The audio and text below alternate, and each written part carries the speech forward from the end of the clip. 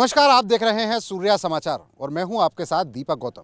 सूर्या समाचार का कारवां आज पहुंचा है नारनौल। आपकी आवाज़ के इस कारवां में हम लगातार जनता की बात करते हैं, आपकी आवाज़ को ऊपर तक पहुंचाते हैं, आपकी आवाज़ सुनते हैं।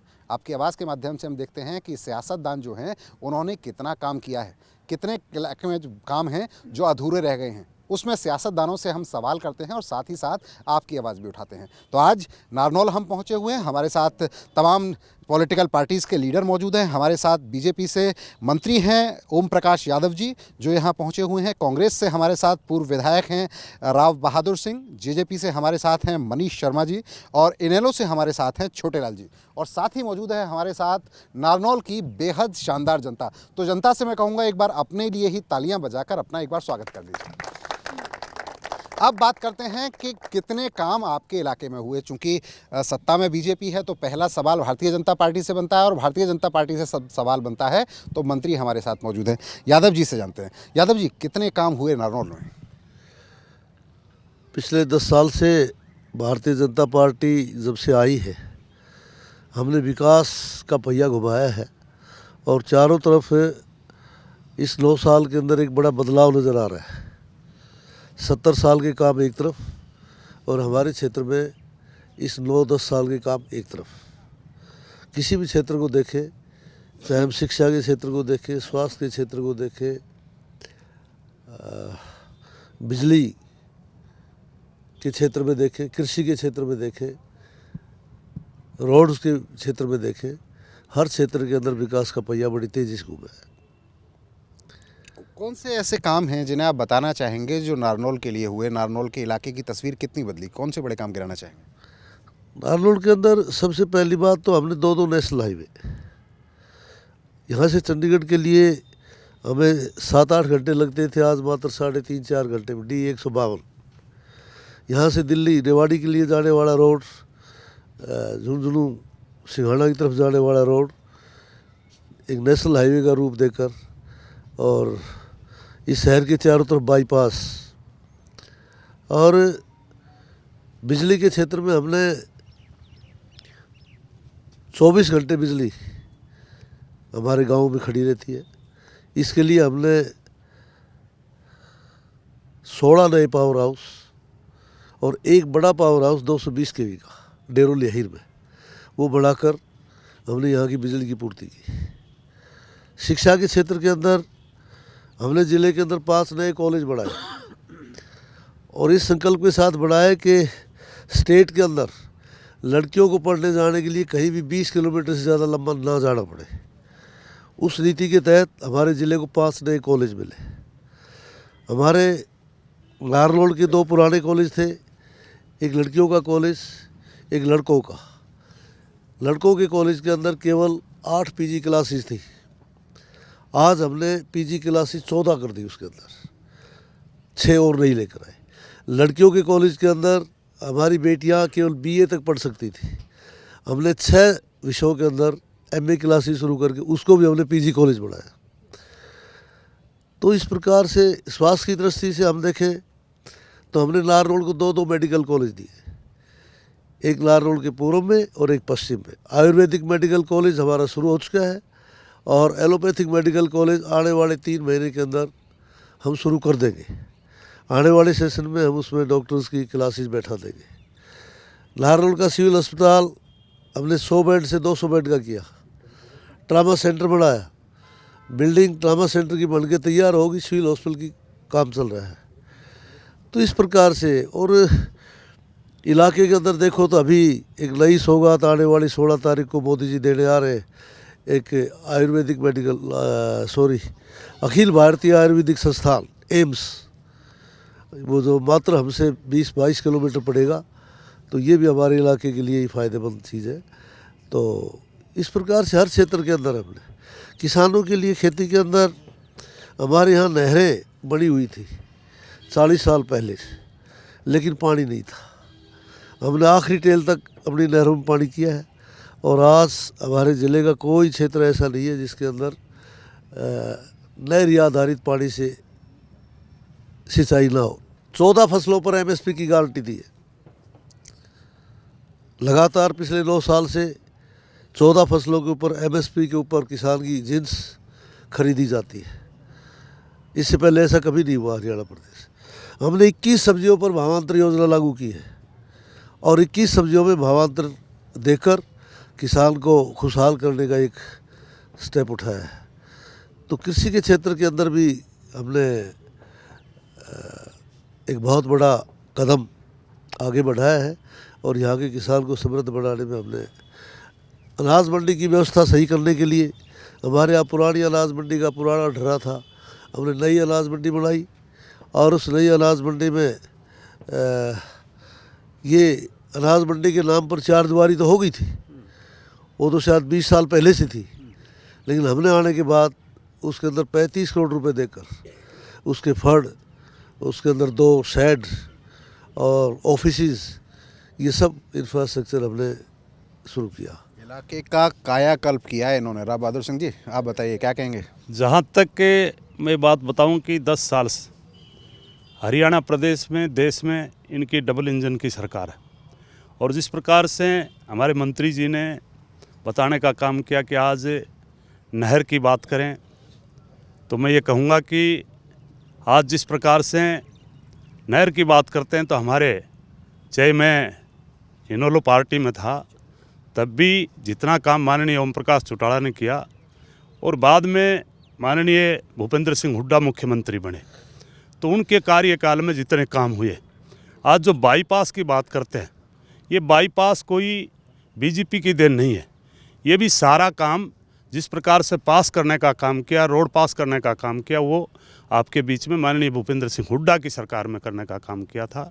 और इसी प्रकार से आज शिक्षा की बात करते हैं, जिस प्रकार से इन्होंने स्कूल खुलवाने का काम किया, स्कूल थे उनको बंद करने का काम किया, इनके पास में कॉलेज तो खुलवा दिए लेकिन इनके पास में, इस सरकार के पास में कोई, इनके पास में टीचर्स नहीं है और उस टीचर न होने की वजह से आज ये सारा इलाका, जिस प्रकार से मैं ये कहूँ कि ये कोई बड़ा पूंजीपतियों का इलाका नहीं है और ये उन टीचरों की वजह से आज प्राइवेट संस्थाओं में, कॉलेज की बात करें चाहे प्राइवेट स्कूलों की बात करें, इनके पास में शिक्षा को अगर बढ़ा देने की बात करते हैं तो मैं ये कहूँगा कि एक भी काम इन्होंने सरकारी स्कूल से टीचर न होने की वजह से एक भी रिजल्ट, चाहे आप इनकी डिग्री कॉलेज की बात करें, चाहे इंजीनियरिंग कॉलेज की बात करें और चाहे आप नीचे स्तर की स्कूल्स की बात करें, एक भी कोई रिजल्ट बढ़ाने का काम नहीं किया। अगर इस इलाके में मैं ये कहूँ कि जिस प्रकार से हमारे लोगों ने लग करके अपने बुलबुत्ते पर पैसे खर्च कर करके और अपने बच्चों को अगर आगे निकालने का काम किया तो उसमें हमारे इलाके की इन्होंने अपना एक एक पैसा बचा करके और अपने बच्चों को, चाहे डिग्री कॉलेज की बात करें, चाहे स्कूल की बात करें, चाहे इंजीनियरिंग की बात करें, हमारे इलाके के लोगों ने अपने पास पैसे से खर्च कर करके बच्चों को निकालने का काम किया। जिस प्रकार से इन्होंने कहा, मंत्री जी ने कहा हमने 2 यहाँ मेडिकल कॉलेज देने का काम स्कूलों पे मैं एक बार आ जाता हूँ। स्कूलों पे कह रहे हैं स्कूल तो आपने खुलवाए लेकिन टीचर नहीं है स्कूलों में। नहीं, ऐसी कोई व्यवस्था नहीं है कि टीचर नहीं हो, टीचर्स हैं, जितनी स्ट्रेंथ है उसके अनुपात के अंदर जो टीचर चाहिए वो है। पहले स्ट्रेंथ गवर्नमेंट स्कूलों में ज़्यादा होती थी, उसके अनुसार पोस्ट सेंक्शन है। अब हमने उतने टीचर्स की व्यवस्था रख रखी है जितने बच्चे स्कूल के अंदर पढ़ने वाले हैं। कह रहे हैं कि जितने बच्चे हैं उतने ही तो टीचर होंगे, अनुपात बना रखा है। बच्चे तो जब बिताएंगे ना जब इनके पास में टीचर होंगे, इनके पास में टीचर नहीं है, इसलिए बच्चे कहीं न कहीं दूसरी संस्थाओं में, प्राइवेट संस्थाओं में जाने का काम कर रहे हैं। तो मैं तो सरकार से मांग करता हूं कि झूठा वाई लूटने की बजाय ये अपने कॉलेज स्तर पर और स्कूली स्तर पर ये टीचर लगाने का काम करें, बल्कि स्कूल बनाने की बात करें। इन्होंने तो मेरे ख्याल में यहाँ हमारे ज़िले में भी 24-25 स्कूल बंद करने का काम किया है। मैं कहता हूँ कॉलेज बनाए तो इन्होंने बना तो दिए लेकिन उनमें एक भी तो लेक्चरर नहीं है। अगर किसी भी डिग्री कॉलेज की बात करोगे तो उनमें टीचर नहीं है और इस बात का मैं सबूत देता हूँ। अगर इनके पास में टीचर होते तो आज लाखों रुपये खर्च कर करके प्राइवेट संस्थाओं में बच्चों को डालने का काम कर रहे हैं।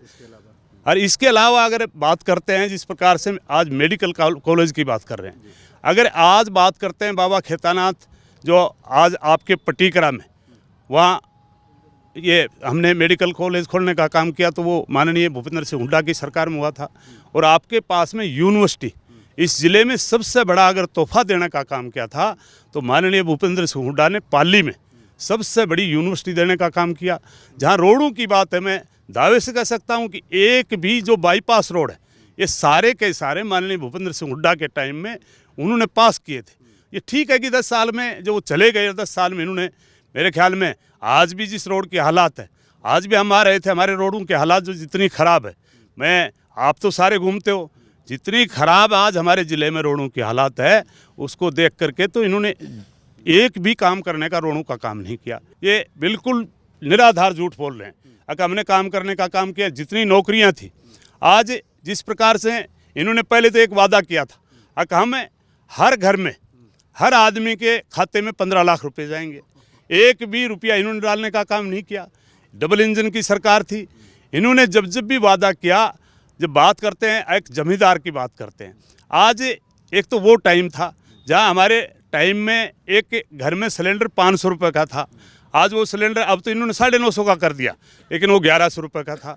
आज अगर खाद की बात करते हैं तो हमारे टाइम में माननीय भूपेंद्र सिंह हुड्डा की सरकार में 50 किलो का कट्टा था, ये इन्होंने 30 किलो का कर करके वही पैसे करने का काम किया।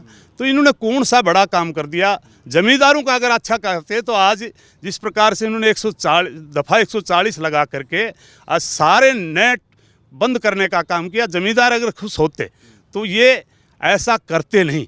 तो मैं तो ये कहूँगा कि पूरे प्रदेश में, देश में जिस प्रकार की ये सरकार आई, डबल इंजन की सरकार आई, इन्होंने सत्यानाश करने का काम किया है। बीजेपी का दावा ये है कि बहुत सारे काम हुए, कांग्रेस कह रही है कि कुछ भी नहीं हुआ। जेजेपी क्या कहती है? आप तो हम साथ साथ हैं का गाना गा रहे हैं आजकल। पिछले 4.5 साल से हम सरकार में, गठबंधन में सरकार चला रहे हैं। 4.5 साल से बीजेपी जेजेपी की सरकार, गठबंधन सरकार प्रदेश के विकास की रफ्तार बनाए हुए है, विकास का चक्कर चल रहा है। विकास के कार्यों के बारे में, क्षेत्र के कार्यों के बारे में मंत्री जी ने आपको बताया। उसके बाद हमारे पास दुष्यंत चौटाला जी के पास पीडब्ल्यूडी डिपार्टमेंट है, और मैं दावे के साथ कह सकता हूं कि पिछले 4.5 साल में 450 करोड़ से ऊपर की सड़कें इस ज़िले को दुष्यंत चौटाला जी ने दी हैं। गांव की सड़कें, शहर की सड़कें। उसके अलावा हमारे पास में बाछौद का एक हवाई पट्टी थी, वहाँ पे बच्चे साइकिल चलाना सीखते थे, लेकिन आज एविएशन डिपार्टमेंट जो हरियाणा सरकार का हमारे नेता के पास है, उसकी वजह से आज वहाँ पे बच्चे पायलट बनना सीख रहे हैं। दुष्यंत जी की योजना हर गांव में देवालय, वहाँ पुस्तकालय योजना के तहत आज पूरे प्रदेश में ही नहीं, पूरे प्रदेश में 700-800 से ऊपर पुस्तकालय उन्होंने बनाए हैं, और करीब 100 से ऊपर पुस्तकालय हमारे ई लाइब्रेरी हमारे ज़िले में भी उन्होंने देने का काम किया है। फसलों के बारे में जहाँ मंत्री जी ने बताया कि 14 फसलें हम MSP पे खरीदते हैं, और 21 फल सब्जियों की फसलों के भावांतर योजना भी चल रही है, वो भी हमारी सरकार के दौरान ही हुआ है। 50% से ऊपर पंचायती राज संस्थाओं में महिलाओं को आरक्षण देने का काम भी हमारी सरकार के दौरान ही हुआ है। राशन डिपो में भी 33% आरक्षण महिलाओं को देने का काम भी हमारी सरकार के दौरान ही हुआ है।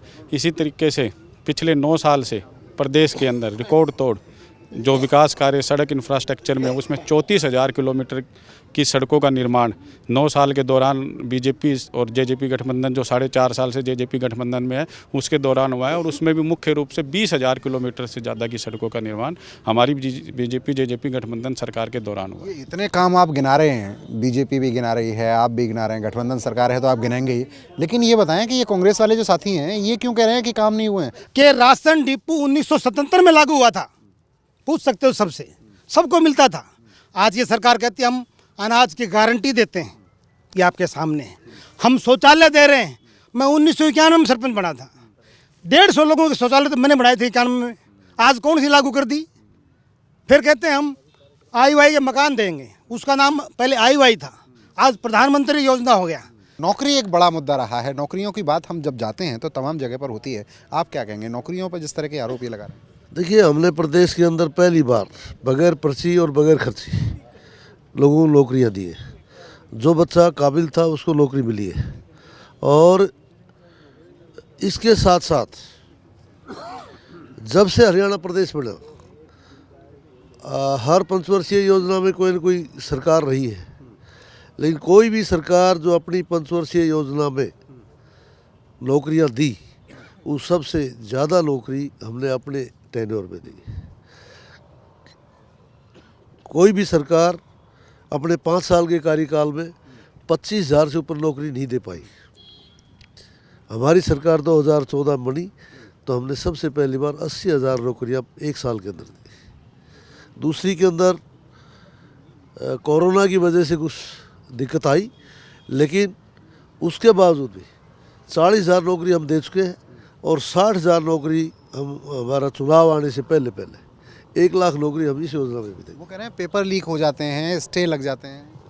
ये सारे देश की प्रॉब्लम है और हमने उसके लिए पीछे जो हमारा सेशन था उसके अंदर एक बहुत सख्त कानून बना दिया है और उसी पैटर्न पर अभी इसी सेशन में केंद्र ने भी ये कानून हम हमारे पिछले सेशन में बना चुके हैं हरियाणा प्रदेश में। तो कानून बना दिया है कि अब पर्ची ये जो नौकरियों में दिक्कत आती है, स्टे लगता है या पेपर लीक होता है, उसमें दिक्कत नहीं आएगी। नहीं, स्टे का दिक्कत नहीं, जो पेपर वगैरह आउट करते हैं ऐसी हरकतें लोग कम करें, ऐसी हरकत करने से लोग बाज आए। हमने ये 6 महीने पहले कानून बनाया है, केंद्र ने कल बनाया है।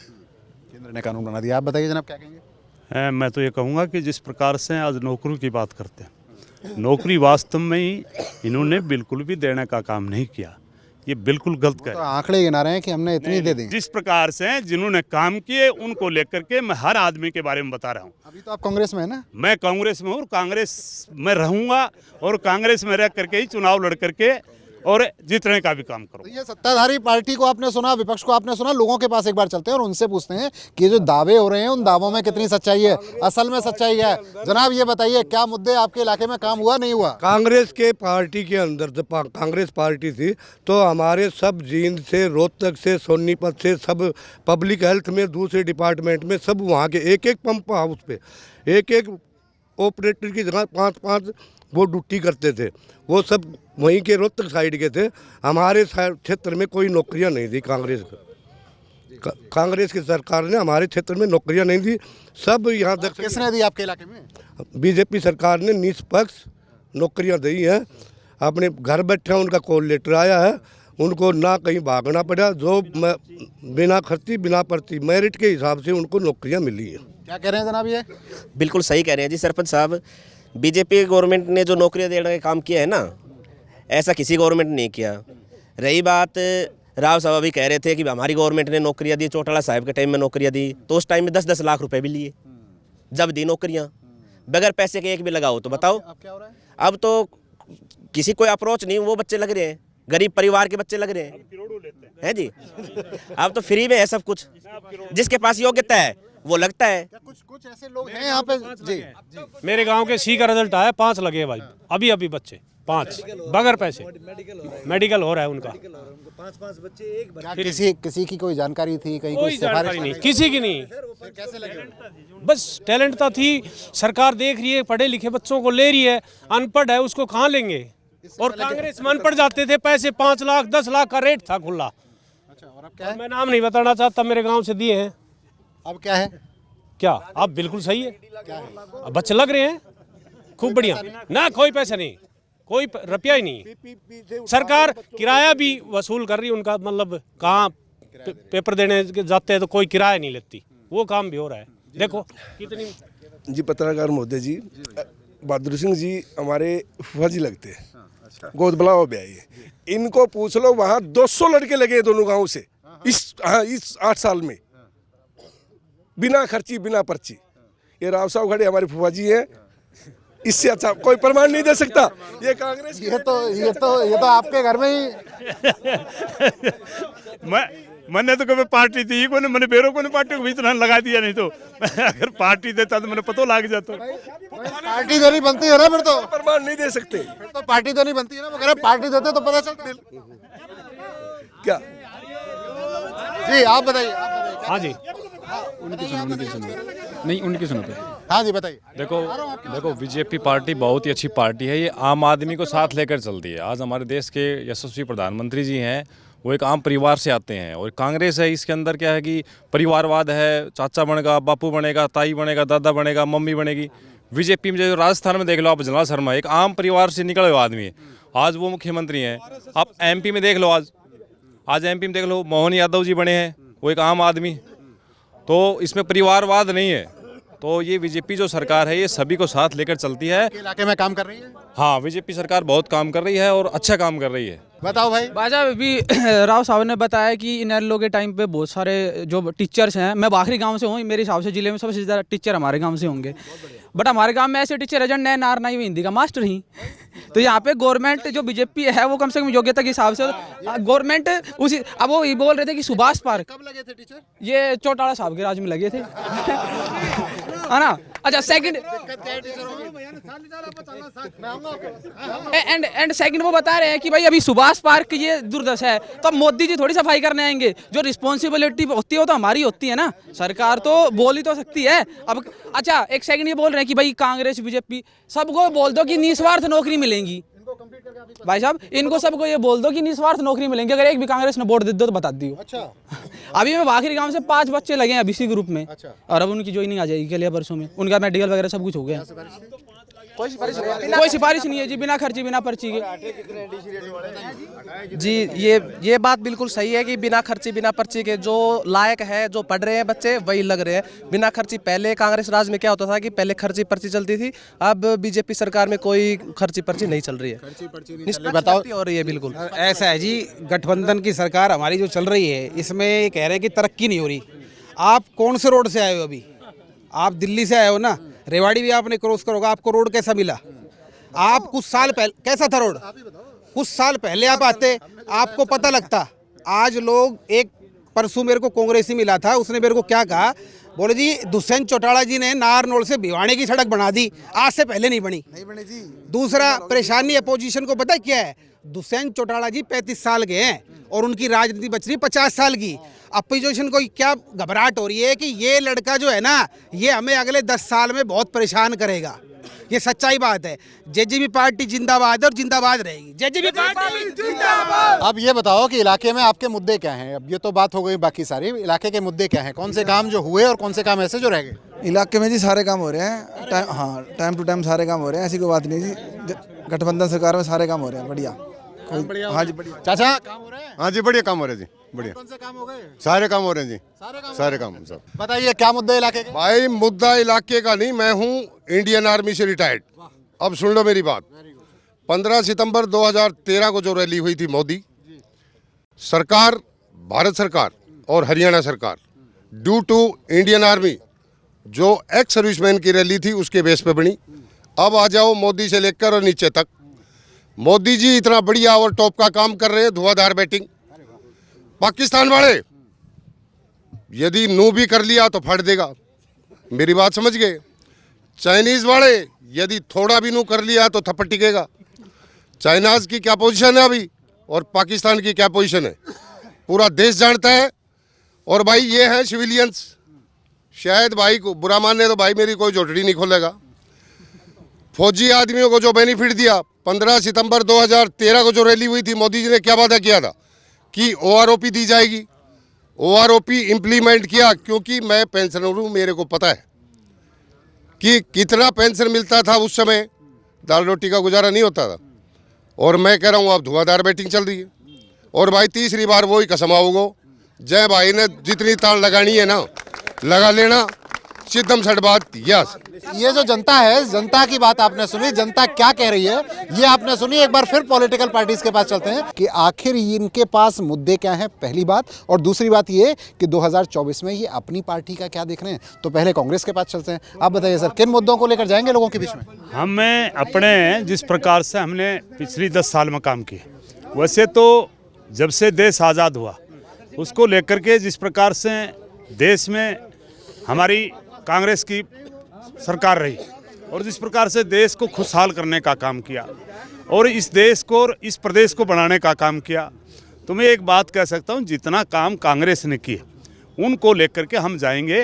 और ख़ास करके आज जिस प्रकार से अभी ताज़ा आपके चुनाव होने पार्लियामेंट के, उनमें हम इनसे बात करें, ये सारे भाई बैठे हैं, सामने खड़े हैं, इन्होंने मेरे ख्याल में 10 साल में जिस प्रकार से धर्मवीर जी को बीजेपी को जिताने का काम किया, कौन सा बड़ा काम उसने करने का काम किया।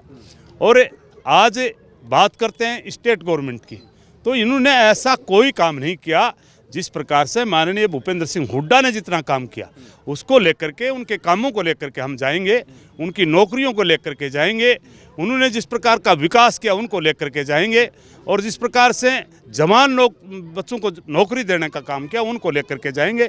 और ये बात ठीक है, मेरे साथी बोल रहे थे कि 10 लाख रुपये ले लिए, अरे आज तो 1-1 करोड़ रुपया ले रहे हैं। थारे तो अधिकारी भी जहाँ 100 रुपये लेते थे वो आज 1-1 करोड़ रुपया लेते हैं।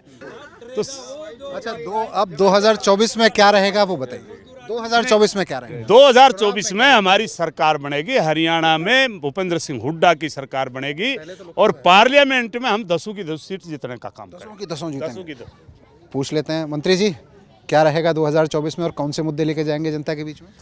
भारतीय जनता पार्टी विकास में विश्वास रखती है और विकास के मुद्दे को लेकर हम जनता के बीच में जाएंगे, और 2024 के अंदर हम कुल मिलाकर 400 से ऊपर सीटें जीतकर बड़े बहुमत से सरकार बनाएंगे, और इसी प्रकार से उसके 4 महीने बाद हरियाणा प्रदेश में भारतीय जनता पार्टी की सरकार तीसरी बार होगी। आज इस देश का हर नागरिक इस बात को समझता है कि मोदी जी है तो सब कुछ संभव है। मोदी जी हैं तो मुमकिन है। 400 पार जाएंगे, ये हरियाणा में सरकार दोबारा से बनाएंगे। लोकसभा का कह दिया 400 पार, और हरियाणा में फिर इस बार। आप क्या कहते हैं? बिल्कुल, हम एनडीए का हिस्सा है और एनडीए की सरकार दोबारा देश के अंदर बनेगी, और हरियाणा में भी हमारी गठबंधन सरकार दोबारा बनेगी। किन मुद्दों को लेकर जाएंगे? विकास के मुद्दों को लेकर हम लोगों के पास जाएंगे। जिस तरीके से हमने पारदर्शिता के साथ पूरे प्रदेश का समुचित विकास किया है, किसी भी क्षेत्र के साथ भेदभाव नहीं किया, उस मुद्दों को लेकर हम चुनाव के अंदर जाएंगे, और निश्चित रूप से हम 2024 में पुनः इसी सरकार को हरियाणा में दोबारा लाएंगे, और एनडीए की 400 से प्लस सीटें भी लोकसभा चुनाव में आएंगी। 400 पार जाएगी। पूछ लेते हैं इंडियन नेशनल लोकदल से, सर किस तरह का माहौल आप देख रहे हैं? कौन से मुद्दे लेके जाएंगे जनता के बीच? हम तो विकास के मुद्दे लेके जाएंगे, आम जनता की समस्या को हल करने के लिए लेके जाएंगे। पहले भी हमने किए। आज इस प्रदेश में जितनी हर वर्ग के लिए जितनी योजनाएं लागू हैं वो चौधरी देवीलाल, चौधरी ओम प्रकाश चौटाला 1977 में सरकार बनी, 1987 में बनी, 1999 में बनी, और आज किसी भाई को भी, गरीब परिवार को, किसान को, मजदूर को, छोटे व्यापारी को, दुकानदार को, आज उनका नाम तो बदल दिया होगा, लेकिन आज भाई कह रहा था किराया नहीं लगता, वो हमने शुरू किया था। हरियाणा में इनेलो पार्टी के बगैर कुछ नहीं होगा, और इनेलो इस देश में और प्रदेश में, जिसमें देश में चाहेंगे देश में वो सरकार बनेगी, और हरियाणा में सरकार बनाएंगे, और लोगों की जैसे पहले जनहित के काम किए वैसे काम करेंगे। और 24 में बीजेपी का जो ये कहते हैं 400 पार, वो आपके सामने आ जाएगी। 2019 में ये कहते थे 70 पार, 40 पे रुक गए थे, उससे भी बुरा हाल हो जाएगा। तो ये नारनौल की जनता को आपने सुना, नारनौल के नेताओं को आपने सुना। अब इन लोगों की बात सुनने के बाद आपको फैसला करना है, क्योंकि वोट आपको डालना है, आपके वोट से ही सरकार बननी है, तो सोच समझकर वोट कीजिए। क्योंकि हमारा मानना ये है कि पब्लिक जो है वो सब जानती है, पब्लिक को पता है कि किसके दावों में कितनी सच्चाई है। तो जाइए वोट कीजिए, और जब आप वोट करेंगे तो एक अच्छी सरकार चुनेंगे जो आपके लिए विकास का काम करेगी। आज का सफ़र यहीं तक, कल फिर मिलेंगे किसी नए शहर में। तब तक देखते रहिए सूर्य समाचार।